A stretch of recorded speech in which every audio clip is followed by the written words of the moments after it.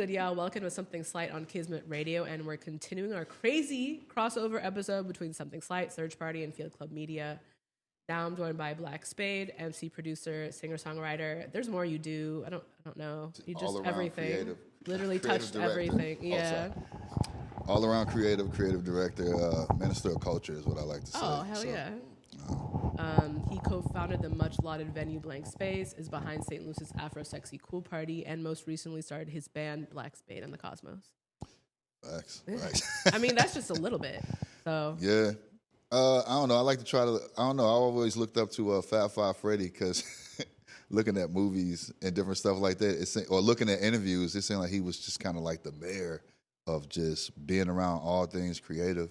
Whether it was from, he knew the punk kids, he knew the art kids. He was heavily invested, obviously, in hip hop and stuff like that. So I kind of like always wanted to engulf myself in just all things creative, the art, you know. hell yeah. How's it going though?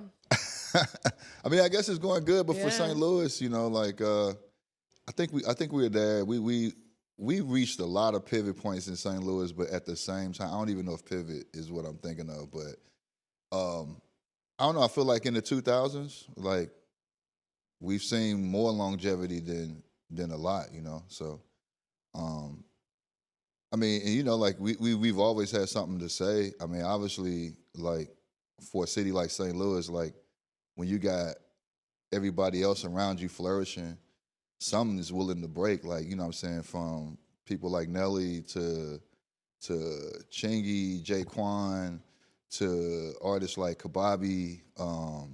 It's just so many gems here, you know what I'm saying, that, and you know, I ain't trying to like, no, and it's not me bringing up Nelly because of what he did, doing the thing for Trump. But at the same time, I think it's like the only way to move through this world is pretend like you just, like, delusion. I'm just like, oh, that, okay. it's like one of those things, and it's crazy because it's wild. No, that's another, we can get on that later, but like Nelly is, though, like the one that, it was just like, Nelly is like, basic. When I look at Nelly, I look at Ali saying that's gonna be my voice because I don't know how to quite like say it. And then later on, you know, see, you know, I guess Ali and Nelly probably don't see eye to eye no more. But at the same time, Ali was my sensei growing up in St. Louis because I thought he was from New York, and that's always where I wanted to end up. I'm gonna keep it a buck. Like, New York is my favorite place. I don't care if a rat come across my feet and I flip out, but at the same time, it is my favorite place. The vibe, that is my favorite place in the whole wide world. That shit happens in Chicago too, though. I'm sure. Don't get it twisted. Rat City. And so, you know, and that's what I'm saying. And so, like, to see Ali cutting hair at this place called Leroy's, it was kind of like the Ballers Barbershop. It was just one of those things. It was just like, man, like, this dude is fresh. Like, he got to be from New York. He got a Wu-Tang Clan army jacket on. He got Timbs on. I'm like, no way. I wonder, like, did he grow up going there, or what was his exposure? I think Ali exposure was being introduced through college because he went down to Atlanta to college, and Big Gip and other people in New York cats were like his roommates, and he was from the Midwest. And he would always tell me, he was just like, yeah, man, it's just kind of like New York, because basically a lot of New York and people from everywhere go to black colleges down there. And we clicked because he just so happened to go to a college that I wanted to go to, because it was Morris Brown. I don't know if Morris Brown's still open or not, but it was a college that I wanted to go to. The GPA, you didn't have to have a crazy GPA, and they had music business and fashion, and that's what I wanted to get into. And so we had talked, and lo and behold, he was doing music, but he kind of was like playing the back, and so I think he just wanted to kind of play the back and be that guy to like be able to say, hey, I'm a part of the culture, but I'm just going to present this. So it is, I do believe, like when I hear Nelly older stuff, I just basically hear Ali, because the way Ali used to kick rhymes and do them, I was like, Ali clearly wrote that, you know what I'm saying? Yeah. So like, yeah, like, so, but no, that's like one of my senseis, and I don't even know, I'm getting off the subject. No, it's fine. That's interesting. I know you have a lot to say. Before we get into the conversation for real, we're gonna hear a couple of your songs. This is Parallel Black from your 2020 album Some Things and Nothing Session. Try to make us show up, then I'll do it in a twinkling of an eye. Look how my pretty skin so smooth. Look how my bubbles pour like rain. Look how my brown skin so smooth. Look how my bubbles pour like rain. Yeah. Well, now, end of the summer breeze. These leaves come tumbling down off the trees. Nothing as verse at first, now memories. Tried to charge it to the game, but got stuck with a bunch of fees. DJ Khaled was locked, my brother, which one the key? For us to get free from pigs, yelling freeze. Tell them I ain't do it, but they like, nigga, please. It's gotta be more than the trap, but going to see your P.O. Mothers want their son back, nigga, fuck a gazebo. As a kid, I never looked for the pick for my hero. From Mia Khalifa to Vanessa Del Rio. Baby girl say, fuck them, just watch when the bitch blow.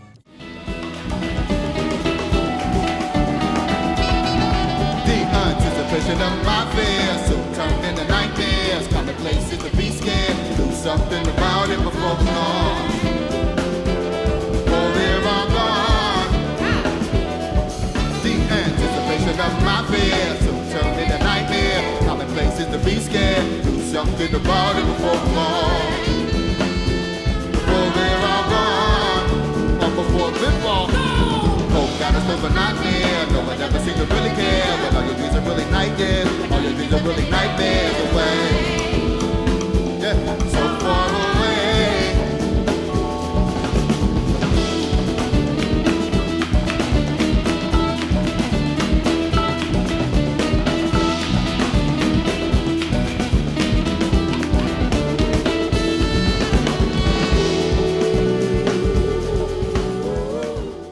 We just heard Doom from from Black Spade and the Cosmos EP, Overjoyed Through Noise. So actually, you were in the most recent issue of Search Party, which was really fire. Fresh, man. Thank you. You know, we had to have an OG in there. Appreciate it, man. Thank you. In that, and you were just talking about this, but wanting to live in New York and like exploring other cities like Chicago and San Francisco and Detroit and learning about ghetto tech and house. Like, oh my God, why did you come back? No offense. To come back because this is like the home base. It's like tag you in. I'm coming back to throw the trinkets here. I love that trinkets. Like Blank Space is the reason for me going to other cities and like at least my part in Blank Space was like to go to New York and literally come back and try to do the same thing that I've saw from like different pop-up shows from like the Fader and the Vice and different little people doing what they could, but you know what I'm saying, like for the creative that's here that couldn't afford it. Like so yeah, that's really why, like that's one of my main reasons of being in New York. But as a kid watching B Street and just seeing like, I don't know, I guess I was in love with like the way they were dressed, the way they were talking, the way how much they cared about a culture, like just Black and brown people taking something and making like something out of like, we've always been that way. Like Black and brown people always make like something out of nothing. Like, and words to saying, fuck ICE, man. You know what I'm saying? Like, because it's just like, dude, like, I remember seeing like this, like how I know we like make something out of nothing, Black and brown people across the globe, because this is like, man, I seen this dude one time in LA and he had newspaper and like these, they weren't even flowers. I think he just picked them up off the road or whatever. But he had that shit looking so, I don't know, can I cuss on it? Yeah.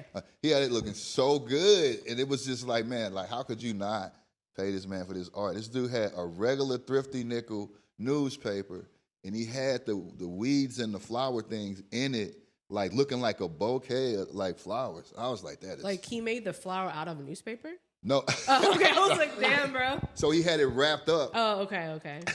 But you could tell that like he basically just took like some shrubs and he probably like just took it off the side of the road or whatever. But the art of it was so good. And that's what I'm saying. And at that moment I was just like, man, we make everything, man. Like Black and brown people, like it's not handed to us. It's not handed to us, yo, you know? And so like that's the thing, man, you know, like I don't mean to be saying F ice. I don't know if y'all gonna be in trouble. Fuck ice. No. I lost a contract because I'm too political. So Oh, fuck yeah. it. We ball, yeah. And so that's my thing, you know, and that's how I fell in love with New York, is because it's just, man, it's a vibe soon as you touch down. I know everybody may not feel that way, but I don't even go to my destination when I touch New York. And I was back there, I just went back there for a jazz festival, Winter Jazz Festival. And just to see, like, I mean, obviously, a lot of people my age like moved on, but just to see the young kids knowing who the artists were and like who's who and whatever like that, man, it was just amazing, man. Just like to see both sides of like all ages, like just not of all ages, but like young kids knowing exactly, like sitting shoulder to shoulder with the elders or whatever, you know. Yeah. But I mean, I think they just take culture and just like respect it, you know what I'm saying, like in a whole. And so I don't know, you know, that's one thing I would never not love New York for that, you know. I just feel like I've never felt like I belong in a place immediately other than New York. Like growing up here, I did not feel like I belonged. You know, and I still get it till this day Yeah. from here, you know, and that's just, I don't even know to call it a generational curse, but I was just talking to my best friend last night, Binko, DJ Needles, because we came up on the scene together. He was just saying, he was like, man, I just really feel like this city is not a DJ city. He's like, because you get, like, he's like, anybody that's, if you look at it, if anybody that's playing what they love, they really don't like end up sticking around for real. Because there's no the ear for that. There's no ear for it. And then it's just like, I was telling him, I was like, we're gutting it out and still playing what the fuck we want. And like, just so people could at least try to get educated. But I was telling him, I was like, nah, man. I was just like, it's because your scene think that they're too old to sit amongst the younger creatives. You know what I'm saying? And the younger creatives know what's up. Like the music that you're playing, that's what making you still relevant. Because a lot of the younger kids know like what the fuck you're playing. You know what I'm saying? And a lot of the elders here, they kind of generationally cursed in a way to where they thinking like, oh, I can't be around them young kids. Like, whoa, oh my God. And it's just like, dude, you're ageist, bro. Like, because at the same time, like, what are you here for? Like, you know, it's just what it is, man. Like, it's kind of tough, man, in St. Louis in that way, you know. But yeah, I'm like trying not to, because like that's what we're doing with the magazine too. Is I think like because I did live in New York and spending time working for publications there who did put out magazines like Complex, The Fader, and like kind of bringing some of that back, which is like I mean, Trinket, like, you know, trinkets, man. You got. I mean, we doing it. You got a search party. You know what I'm saying? Like, we doing it. The pro field. I mean, not even pro field club. You know what I'm saying? Like, but at the same time, you know what I'm saying? Like, we just gotta hang on to it long enough so that, like, you know what I'm saying? Like, it could like really flourish. It can brew. You know what I'm saying? Like, I remember events at Blank Space. Man, we didn't have a daytime life. We tried it, but I was telling Kaveh, I was like, man, we got out of it too early. I was just like, if you really think, if you really think, man, like, and this ain't no clap to white people or great allies, whatever you want to call them, but like, if you think every bar on this street that's white has a indefinite white crowd that comes no matter what, but it has yet to be outside of Blank Space on this street to have an infinite, like, everyday, like, crowd for black and brown people. It like, we wanted to be the safe space for like black and brown people first, and then everybody else can join. But like, as you can see, like, even when you have a space like that, I don't even care if you ain't racist. Like, you know, you feel comfortable. Like, white people feel comfortable with going with white stuff. You know what I'm saying? Like, no matter what. It's like, sometimes they don't understand. It's so easy for them to create culture around some shit that they don't even really know about for real. It's just like, And I hate trying to say that without trying to like diss or anything like that. I try not to think of St. Louis as monolithic or like Yeah. singular, you know, but then it's like stuff like that. Because I see the young people and they're like, it's like Oso, you know, Yeah. like they're trying to do different shit. They look different. Like Yeah. like everything about them is different. And like the ones who are really trying, you know. So I try to like remember that things are shifting, but it's hard when a lot of shit is the same, you know. It is, it is. But I like people like Oso.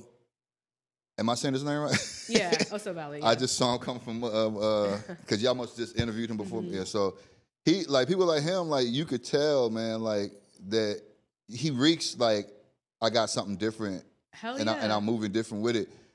And you just hope. All I can do is hope and pray that he continue to do it no matter what. Because sometimes St. Louis can have that spirit to where like you get defeated by you being so different to where like you end up like caving into the norm of the regular shit that everybody else doing. Yeah. I see it with a lot of DJs, a lot of rappers. Or you leave, yeah. Which is what I did. Yeah. You know, yeah. But like the thing is like, I don't know, I can't encourage nobody, but the thing is like, man, if you leave and you got just as much like accolades, if that's the word I'm looking for, when you leave, bring some of that shit back to St. Louis because you know they need it. Not like when you in town and you got a show to open up for somebody or anything like that, but like bring that shit. You know what I'm saying? People like love that shit, and that's how shit stay, man. Like go out and get knowledge and reinvest it. Yeah, like don't get so big to where you think like, you know what I'm saying? Like, you know, like. Man, like to see 100 people in my apartment for Smino Black Swan album release, like, and you know, he was a kid at the time, and like at the same time, it was just like, and that was like one of many parties he threw in there when I had the apartment, and to see that, did you come to that? Yeah, I was there. Right, you see how many people was in there? It was packed. It was packed. It's wall to wall packed. Yeah. You know, that's culture, bro. Like people will remember. Certain people will remember that. And just imagine if he did stuff like that all the time. You know what I'm saying? I'm not dissing me, man. Not dissing like, you know what I'm saying? You know what I'm saying? Like I would love for like Smee and what's boy? You printed his shirts. I'm sounding old right now. Yeah, Jordan Ward. Like I would love for them to like throw them trinkets back to St. Louis just so we can kind of have. I think Jordan's trying to. I know he. Yeah. I know he would, because Jordan's a little more on the pavement. Jordan told me 2025. Like we need those activations, man. Yeah. We need those activations just for bragging rights, for just like to bless, and we need those to sage these platforms that's already doing different. We got some shit. You know. But then again, it comes back to like your point. It kind of summarizes your point, which is like, you know, if Jordan does that, it'll show people that, oh yeah, we coming with it. The city's changing culturally. It's not monolithic, like you said. Yeah. Right. You know, and that it's like real stars here. Because I feel like people like I've done like some restaurant branding, right? Yeah. Sato and Endo, go check it out. Great food. Shout out to Nick Bognar. But like, it's crazy to go to those spots and see nobody that looks like me, like really patronize those spots. Yeah. And I walk in and feel like a stranger. Yeah. I'm like, yo, I really like. I'm a designer. I get big headed sometimes, but it's like you feel like you really created a vessel for this idea to live in this great food. Yeah. You know what I mean? And it's like when you don't feel like you're a part of it, you know, it's weird. It do, man. You know, I digress, you know? No, that's for real. But that's why I can't live here. Yeah. It's like socially too segregated for me. And also, there's nobody who looks like me in either space. That's been our biggest thing here. Like immediately, back in the day when people would touch down, they'd be like, "Yo, it's mad segregated here, yo." Like you know, like a lot of homies from New York. Chicago was really segregated too, but socially, it's not. I mean, like, like in how the city is made up, by neighborhood, but but like socially, it's not like that. So I feel. I mean, I don't feel uncomfortable with anybody, but you know, I just like for it to be like a mix of people. Yeah, you know. I think Chicago, man, they fight harder for like their culture in a way. Like I feel like the people there work like super hard, man. I can meet an underground artist there and like, man, this little dude is doing everything. You're like, God dang, this dude working hard as hell. And not to say that it ain't in St. Louis, but it's just like, man, just to see the energy, a smaller scale of it. Yeah, you know? Just to see the energy of Chicago, man, I love it every time I go. You know. I think people need something to believe in, though. You know, Yeah. Not to go back to Search Party, it makes it. I mean, you hey, know, listen, I'm trying to sell magazines, Hey. so it's where dreams come true. I'm just saying, but not for real though. I think people need something to believe in. People need to hear the story of Blank Space. Yeah. They need to hear the story of Search Party, a Field Club. They need to know that like there's infrastructure here. Yeah. And that like you can make something pop off if you put the pieces together. Right. You know, but like somebody also has to give them that knowledge of like you got to do these certain things and these steps. Like you were telling Oso, like, yo, let's get in more places, more visibility. Yeah. Like, and just grind. You got the product. The music's great. yeah. The music's great. You got the product. That's what I tell a lot of people. Like, even with Rockwell Knuckles, he just dropped something I just produced. That was the Rocky. And so, like, man, I've had that music. He's been sitting on that music for at least, like, over 10 years. Like, a lot of that stuff. Wild. A lot of that stuff was like Charles Hamilton era when I was beefing with Charles Hamilton. You were beefing with Charles yeah. Hamilton? For no reason. Like, because I even dug but it's his Charles music. Hamilton, so there's like certainly a reason. Man. Even if there is no reason. So, like, early off, man, I was just kind of like the dude was like, coming back to St. Louis, been like, look, y'all, underground artists, anybody, it is safe to go to South by Southwest. Like, it is a vibe, you know? And so I would, like, try to get people to go out there. And so, went out there and stuff like that, but it just so happened, this was when MySpace was going around, so it's got to be old. So I would have beats on MySpace, and Lambo is a friend of mine. I don't know if y'all know who Lambo is. He managed Freddie Gibbs, the white dude that managed Freddie Gibbs. So he was, I guess, A&R for Jive or whatever it was, you know what I'm saying? And he would pick the beats for Charles Hamilton, and he picked my beat. And so I was with, like, I could just remember like it was yesterday. I went with like this cat, Chicago DJ Twilight Tone, and I was with you guy and this dude named I forget this dude he's like a singer or whatever like that. We all went to that show. It was the OK Player show, and I was like, oh yeah, that dude used one of my beats. You know, like I'm gonna go check him out. He pretty dope. He make like a mixtape every week or something like that or something. So we went, and sure enough, he did the exact song. And I was like, oh shit. And so I was looking at like you got and Twilight, and I was like, yo man, this dude used the beat. I made this beat. And they was like, oh, this is dope. He was like, yeah, let's go say what up to him, whatever, like blah, blah, blah. Went behind stage. I was like, yo man, I was like, you know, it's just one of those like, oh man, this old goofy motherfucker coming to me. So I went, tried to shake his hand. I was like, yo man, I'm glad you used the beat, man. He was like, use the beat. He's like, which one? I was like, yo, that's my beat. That's like, I'm just curious, did you get it off of MySpace or whatever like that? Was it cool? He's like, yeah. He was like, I don't know what you're talking about. He's like, unless you know so-and-so, I produced that beat, but isn't that? I was just like, oh. I was like, nah, it ain't like that, bro, but I definitely produced the beat. He was like, but it's a sample. Anybody? I was like, no, it's not a sample. That's me actually playing it. And then I was just like, I was trying to show you that at the beginning it's a sample, but then I end up flipping it. That's what flips were back then, you know. Like that's why people would run the sample first before the beat actually came on. And so he was just like, yo, look, man, I gotta go, but yeah, otherwise I would believe you, but you know, like. Yeah, other than that, man, I was just like, is this dude trying to be an asshole for no reason? Otherwise, I would believe you, but I gotta leave now. I gotta go. But that's how he was. That's how he was. He was like the Kanye / like, let me try to create this drama so that it could look good or whatever like that. So lo and behold, like a friend of mine's, I think Rockwell's manager at the time, girl was working at Jive. And she knew him. She was at the show, and she knew his, was baby mom's, which was Mary J. Blige's stepdaughter.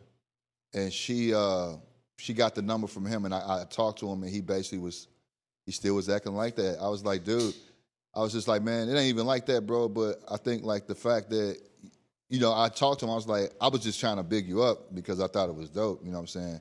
And just really wanted to work with him for real. And he was just like, man, that's like why you trying to like put me out there, you know? Like that was that was like kind of like my suicide song to stop me from committing suicide. And I was like, hey, I'm sorry to hear that, man. I was like, it's not like that, man. I'm just literally, I feel like your first impression, the way you came, was kind of disrespectful, but it ain't even that. I was like, man, like, do you, man? If it mean that much to you to where you feel like you got to do that, then do you. But at the same time, I'm gonna make this video with May Monarchs at the time. Oh shit! And it went off, you know. And I was just like, well, this is how I broke down the sample, blah blah, and this and that. I was like, and it went off, you know. And so it was kind of like the destruction of Charles Hamilton. I didn't mean for it to do that, but damn. Yeah, he basically it's talking about like Dilla came back to life to say that he could use the beats, and he was just saying all this wild stuff. And it was pretty wild. But Lambo hit me up and was like, yo, man, like that was one of my artists I was basically working with. I know that I got that beat off your page because you were one of the people that was like had dope shit on MySpace, you know. That's how I met a lot of people to this day through MySpace. Yeah. And Red Bull Music Academy. So. We're going to take a little music break. This is Fly Monarch from your 2018 album, Hopeless and Romantic. And you got all of I got to have my little segues. Right on. Created liquid from your glass. I've always hated this dance. I'd rather see you smile again. Oh, baby, Lord. Consistency from me, you've been. Only a matter of time. Though we can't do my favorite drawings, love canvas every now and then. Used to be my key to my bed. Dreamed of notebooks to write our story in. Patience on patience, a difficult story still remains uneasy.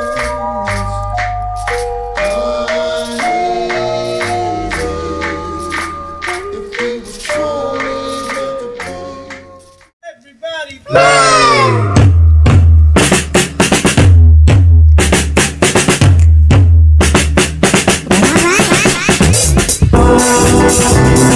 Still from the last one that's a fact. Stepping out on crazy was that. You had a right to stay as long as you bounce back. I'm trying to learn from this and I see the pain. Luckily the versus listening. It tried its own side. Shit, I'm over well.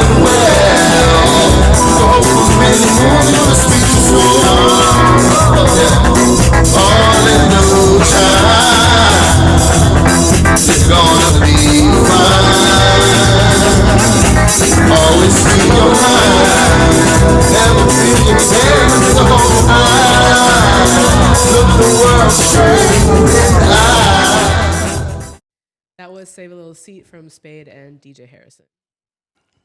Okay, so when you moved to New York, you came back and you went to Detroit and Chicago and all that and heard ghetto tech and heard house music and brought it back to St. Louis. What was it? How was it received? How was it received? So, like, the one thing about St. Louis has an underground, like, scene from the 90s that don't get as much props as it should. And it's a brother by the name of Osam Lade. He's from here.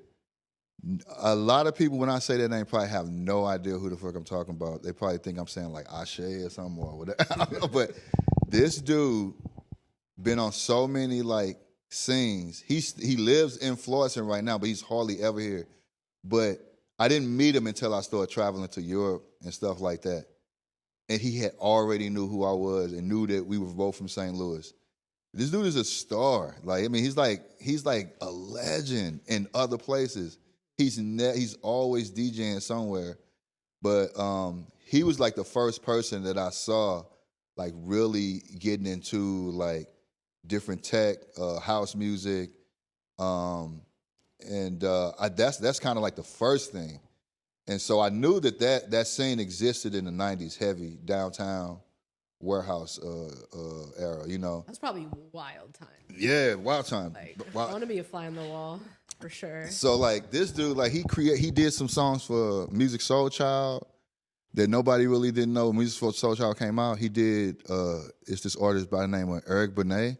Maybe he was married to, I don't know if he was married to Holly Berry, but he did some stuff with him. He did it's somebody else. He did a lot of music for different people. But that was the first person that I saw that I was just like, man, this dude is dope, you know, like, and just to see him doing his thing. I remember going to Winter Music Conference in Miami for the first time, and he was there, and that's when the first time I met him.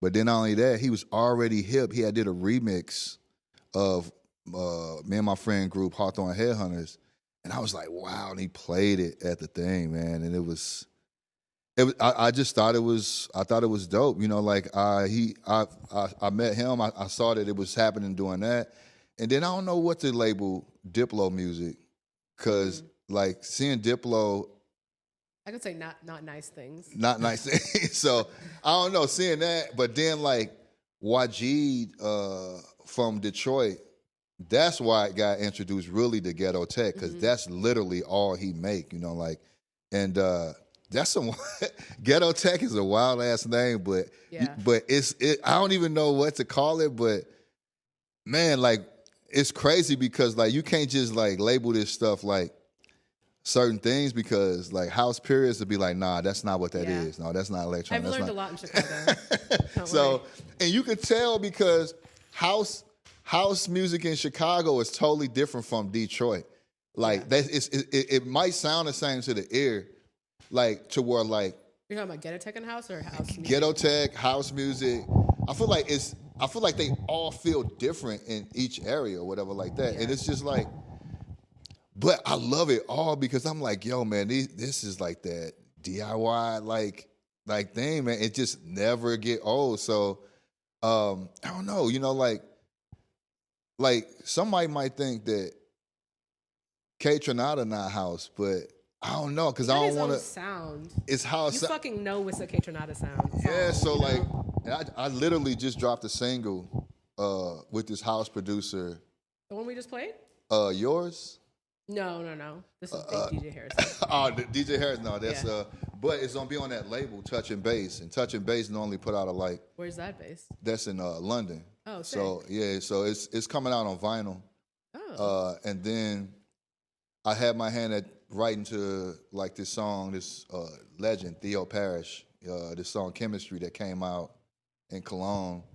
But for real, like people think like, yo, that's what I'm saying. Like people think like house music is like, back in the day, man, you probably couldn't really play it for real here because people just weren't having it. Is that back in the day when you brought it back, or back in the day before that? Like even when I was trying to play it, you could tell people like want to like have a like look on their face like, why is he playing this? But it's just like, man, it just ain't for you. You know what I'm saying? Like, I'm not like trying to bow down. Like, and it's crazy it goes back to that, like, man, we just don't know, you know, like, and then like when we get it, it's just like, man. My music taste has changed so much since I moved to Chicago because of that house influence. Because I was such a hip hop head that like, and I wasn't used to that sort of sound. And like growing up, it was a lot of like electronic music, but you know that like EDM, like, you know, they just kind of just like think everything is the same and it's all in a bucket, and you're like, I don't fuck with none of this until you pick it apart, and you know what I'm saying? Oh, I like this and I like this, but I still don't like EDM. EDM is kind of wild, but then not only that, like I can tell when somebody playing, I don't want to say it like that, but I can tell when somebody playing white people house music compared to like the gutter shit. Like you gotta think like these motherfuckers that was making this house music in like Chicago and Detroit, some of these motherfuckers were thugs, like straight up, like in the streets. Like, don't ever get it twisted. Like, even if you see them when they do the dancing, like the what they call it, the footwork dancing and stuff like that. Some of them people from the streets, man. Like, that's what's keeping them like going or whatever like that. You know, you could never play footwork music here. No, you never. I mean, they try to, but then you got to so think. Niche, so. But you got to think though, because some people here might think footwork music is like some Jersey stuff or some other stuff. But it's this one dude. Like what I love now, like that they got online is when the elevator open and you see elevator music. That's in Chicago. God. I know, and I want to get Spin? Huh? You saw Spin? Oh no! Oh, you talking about the dude, the one dude? He is so good. Yeah. Like, and I seen him for the first time. Shouts out to True Falls Film Festival. If y'all don't do anything, at least man, they pick some of the best, some dope music for that little lineup or whatever, and it's like based around like it's a film festival for documentaries or whatever like that. And so I saw him there do kind of like the one of their parties, and he had a straight up smile on his face the whole time. And it was so funny to see all the white people being like, what is he playing? But I was just like, yes. I was like, and everybody's looking at me like, you know this stuff? I'm like, I don't have to know it, but this shit is fire. He has so many different flips. And low-key, he left his drive behind. And I've been trying to get all of that music from my friend who books True Falls. Give it to me. I've been trying to get it to play. He got so much of it, he left it behind. I'm confused. Spin left it? Yeah, he left a drive. I'm pretty sure he got more than one, but he left a drive of just music, just crazy, like, it's like got crazy stuff on it. Yeah, he's a legend. I mean, he's doing like a bunch of new stuff with Lightbulb and the Era. Yeah, I heard of them. Footwork dancers, but they also rap and stuff. Yeah. And they're like putting out a project. See, that's what I'm saying. Yeah, man. You want to tap in? Come to Chicago. But that's what I'm saying. So but no, what was I saying? Actually, what was I saying? I don't know. What were we at? We could talk forever. I was just talking about bringing Ghetto Tech and House to St. Louis. So it's kind of hard, but at the same time, you gotta kind of like really still do it, and then I always want to like get into something, but still kind of like respect the culture. So it's kind of like one of those things, man. Like I have to ask myself, is it really worth playing this in the place that they don't even don't understand the culture first, And I've tried my hands at trying to play it. So I might mix it in with a lot of other stuff. That's how you got to do it, though. Yeah, and so they still kind of be like, what? But I think the last time I did it, like, somebody at the bar was like, yeah. I was like, yep, he won. Yeah. There go one, Yeah. But a lot of them, it's just, it's kind of weird, man. I think the freshest thing I've seen here is like kind of what the club scene is doing, with Materia and Umami and stuff. Because that is actually like the place here that is diverse. Like everybody goes to that stuff, no matter your background at all. It shows. It shows and that's that the only thing that I'm kind of interested in, because it's like, and it shows like with Materia show you how bad the scene needs to be. Like it needs to be on something else. You know what I'm saying? Because if you could see, Materia damn near can shut down the city where all the creatives be at that one event, because how in dire need of just like new shit in the city needs to be had. You know what I'm saying? Like, and you could see people in there that probably don't even rock with it, but they want to be in that space to witness just that party. You know what I'm saying? But the energy that Materia bring, like Eric Dante has always brung energy to the stage. Even when we used to be kind of like managed by the same person. And I remember one time I went to a South by Southwest with Eric Dante and Hood Bunny at the time. They were I forget what they called themselves, but they did a show at, apparently people knew about them, but they did a show at a gay strip club.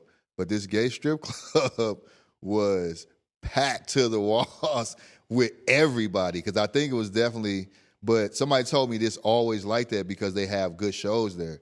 But so people knew exactly who Eric Dante was. I don't know how, through the internet, but that shit went off. So the energy of him alone and just Materia all together, they do wonders, man. Like, And yeah, I will be going to see Umami up at True Falls too, because that bill That's is who crazy. I knew somebody had just announced they were on that Yes. list. Yeah. Noelle, another creative. Yeah, I didn't know she could sing. She was in the Yes. first issue.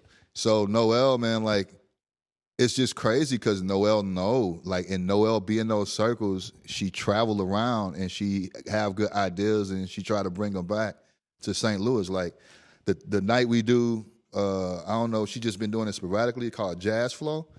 And we had one this Thursday. It was cool. You know, like the people that needed to see it, seen it. I was trying to come, but yeah. No, it's all good. Yeah, but so like she throw that night, man. That was her idea, and it's amazing, man. It was pretty fresh, you know. Yeah. So I dig that. Yeah. So you Black Spade in the Cosmos. You started that around 2020. Yeah, 2020, like during the pandemic. Really just is trying to get back to just all the stuff that inspired me through my dad, you know what I'm saying? Like, my dad was not necessarily an artist, but he was a creative person, you know, so. Yeah, I read on your Bandcamp that it was sort of like kind of spirit of your father. It is, yeah. I mean, my mom and my dad is like, if I can think about anything from fashion to music, it's definitely came from my parents. Like, me, since I was like ever before I was 1 year old, like, I thought my dad was Stevie Wonder because my dad had his hair with beads in them and stuff like that. And my mother would make his like bell bottoms with the different patchwork. My mother taught me how to sew. And, you know, like I just knew sonically I wanted to do music because I would always hear Stevie Wonder like at the age before I was ever even 1 year old. I knew when it was coming on. I knew whatever. And then as I got older, my dad would just when he separated from my mom, like at 5, even at 5, my dad would take us. We'd go thrifting, taking pictures. He was kind of like a photographer, and we go digging for records on the weekends. It's like so junking, digging for records, jazz records, and just hanging in the park all day at Forest Park or whatever like that. And then sometime he'll go, after we eat, he'll go jog. So I just try to take up all the stuff that he did, you know, like he died so unexpectedly, you know what I'm saying? So sorry for your loss. Yeah. Appreciate it. And so like my dad was just that person. So that's the reason for it. Like even when Tef come to the shows, Tef be like, man, I come to the shows because I be seeing like the spirit of dad in these shows. So I be having to make it to these shows because it's just like, man, you so much like that, you know what I'm saying? So I was like, yeah, that's what I'm trying to put out there, you know, like, and so that's just kind of like my chapter. I always wanted to get into like jazz music. I always like Sunrise Orchestra, and through the homie Joey, that's kind of how it came together. I was just like, yo, man, I want an ensemble to tell the story I'm trying to tell right now, and so Joey was like, oh, I know these one guys. And then Jawai, who plays the sax, he was like, oh, I know some people. So it really was them putting it together. And then it was like, hey, here, this is the music that I arrange it in this way. And one of the keyboardists, he's like an arranger. So he kind of like charted out the music for us or whatever like that. And it's like a rotating. It's and so 10 piece. It's 11. 11. Yeah, so, and then we just added another background singer. You add Noelle. Oh, but Noelle is with, so Okay, the whole, and the thing is that it's all of the dope people that understand the science of like all of the type music that people might not know about or like. These are all of the creative people that's in St. Louis that love actually the stuff that we do. So, and then I was just like, man, like, now y'all go break off and do y'all own thing. This is just a platform for y'all to like live in, you know what I'm saying? So that when like they team y'all up, they can team y'all up with this, they can team y'all up with the stuff y'all doing on y'all own, as well as any other thing that y'all got going. And that's how you lock in the culture of something like that, for real. Yeah. I mean, that's the recipe in a way, for real. So, and then it like, sometimes I don't even pay myself. I want people to see that platform. Like, man, we had like, I shouldn't be saying this, but we had like, we close to 4 Gs to get. But that sounds like a crazy number, but we got 11 people. Yeah. 11 people. So like right now we like, I would say 32K is probably like the lowest I can go without having me have to go in my pocket, because a lot of shows that we did, I literally just using my check. Yeah. Like I was just basically paying them with my check. And I hardly ever pay myself because I be wanting the experience to be so right and so heavy, you know what I'm saying? Yeah. Because it's just like, you got to, you know what I'm saying? You got to like care about that first, you know what I'm saying, before. And then, you know, like just teaming up with certain stuff and just taking it back, you know, like no disrespect. Like, man, the Last Bros, the Brother Last Bros, they helped me out a crazy lot, you know what I'm saying? Like, and they was throwing like a jazz fest when I was like, yo, man, like, why don't y'all do this right? You know, like, and I wanted to like, it's like, yo, I want to be able to sit on the board and be able to curate like a lot of the music that can come up there. That, because I mean, jazz could be anything for real. Like jazz is in everything, you know. Yeah. So, yeah, and so that's one thing we've been working on, and just trying to get a lot of those young cats to be really like engulfed in the craft and not like break for nobody for real, you know. That's the thing, you know. There's a lot of people broke when Nelly first came out. It was a lot of people like just broke their sound and started trying to do that type of stuff. And I don't even know where they at now, but it was just like, man, it's pretty sad. But yeah, man. How do you feel like the cosmos feeds another part of your creativity? And what have you learned? Because you've collaborated with people before, but this feels different, right? Yeah. Yeah. Like, what have you learned, and like, well, how does it feed you? It feeds me because I feel like I don't know, it feeds me because it got me closer to what I've been trying to do. Which is like try to have like a band and an ensemble. Like it kind of, just the energy of it. I don't know. It was just like, I was kind of scared because I was like, man, that's a big step to like try to get all of that stuff and be able to pay it. But once I got into it, I was just like, oh, well, I mean, this is what going for broke means. So I don't know. You know what I'm saying? Like it was like, it's just different in a way because it's just, it's a different type of energy. Something's and Nothing was Something's and Nothing was a result of just being like super depressed in a way, you know what I'm saying? Because, you know, like I had to come back home for one, because I know my mom's cancer was coming back. But at the same time, we was opening Blank Space. And then, but my mom's beat cancer again. She was forced in retirement because she had to do chemo for the first time. And she's sensitive to everything. So it really fucked her up for a little bit. But she beat it. She doing well. She doing her thing, whatever like that. But then unexpectedly, my dad ended up passing. And then my girl, for like close to 10 years that I was living in New York with, she wanted to move to New Orleans. I wasn't ready to move to New Orleans. And I knew I wanted to move back here to really try to put Blank Space on the map. And so that was it. And so a lot of that music is hopeless and romanticizing, and as well as Somethings and Nothings, you know. And it was just it's a tough time, man, you know. So I can't really say, you know what I'm saying, but to see, so like my dad was such a creative dude. Like he wrote us like each like memoirs. Like he wrote us like funny, man. But he wrote us he made these folders. Like, you know, like the notebook folders where you put paper in it and you flap the little tab over. Mm-hmm. So he wrote us each one of those and gave them to us like before he passed. But he gave me mine on my birthday. And he gave Tef's to him like right before he died, literally.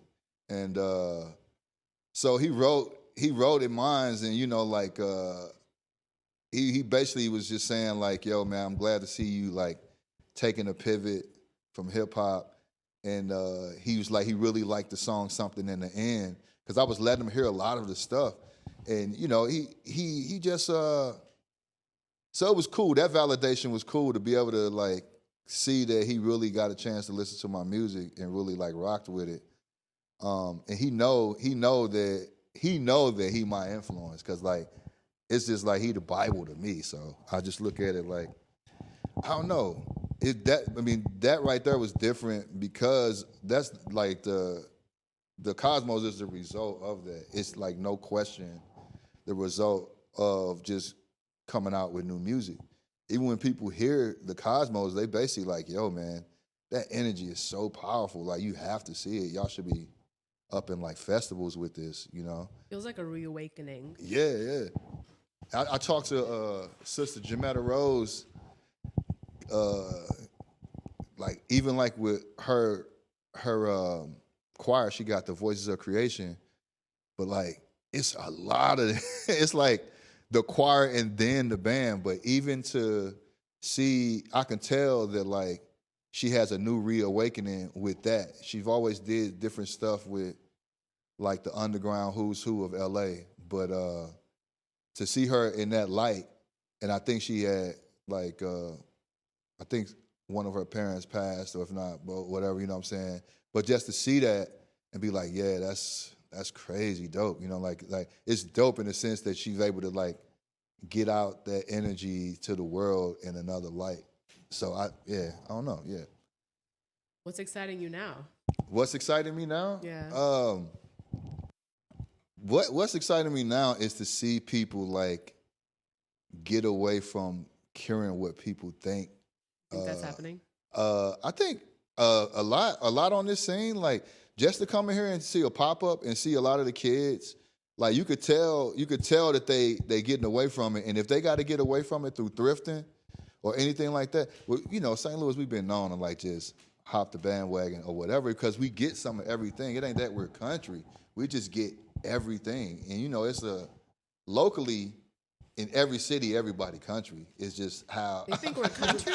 Not, you know, like what people call people country when you do local things, when you kind of don't know outside of the world type of thing. So, like, I feel like all of Midwest has a countryness to it. Yeah, you know? elements of.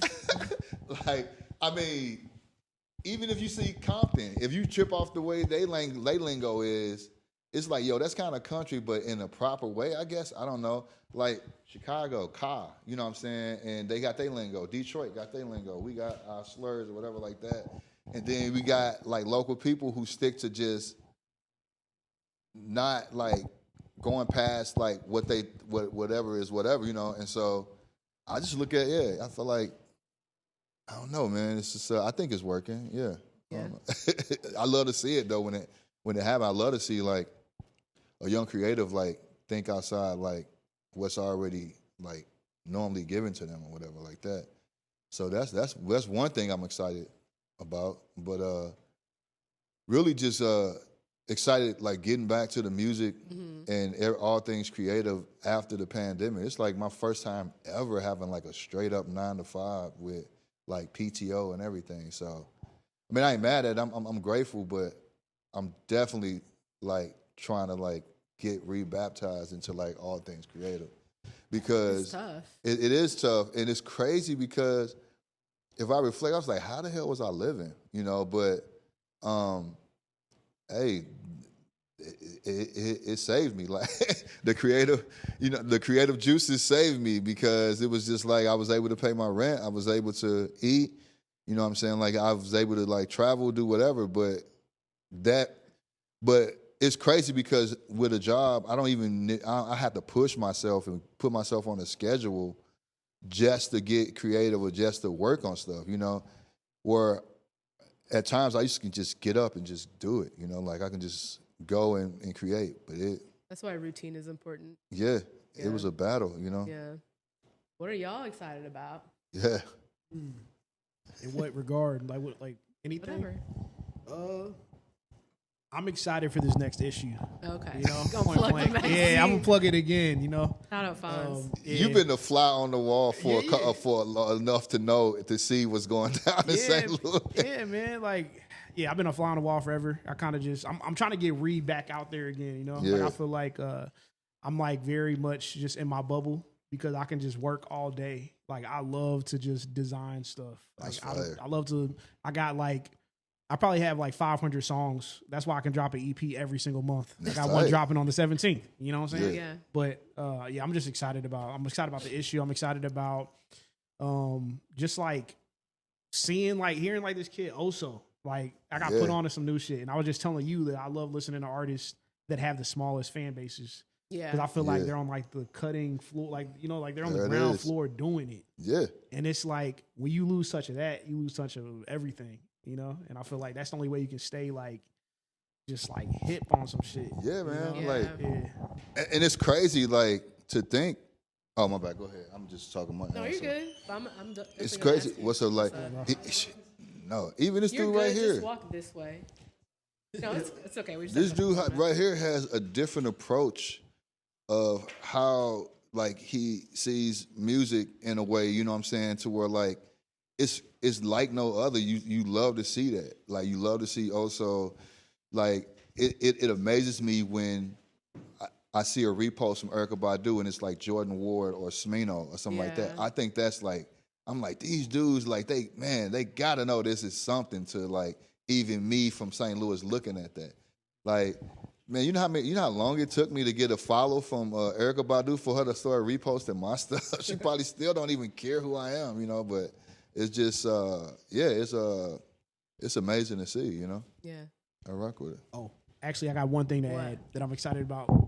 I'm excited about connecting the dots across like the country. So like I got like a lot of friends out in LA, and I was telling Ryan, even Big Esco, I was telling him like, yo, like we got to start creating that. That's it, man. That like that cross contamination of culture and like the art, because like once we start establishing that, then it's just gonna trickle out. People gonna be like, man, you heard of this dude Oso from St. Louis? And it's like, oh yeah, like we heard about him in the issue 3.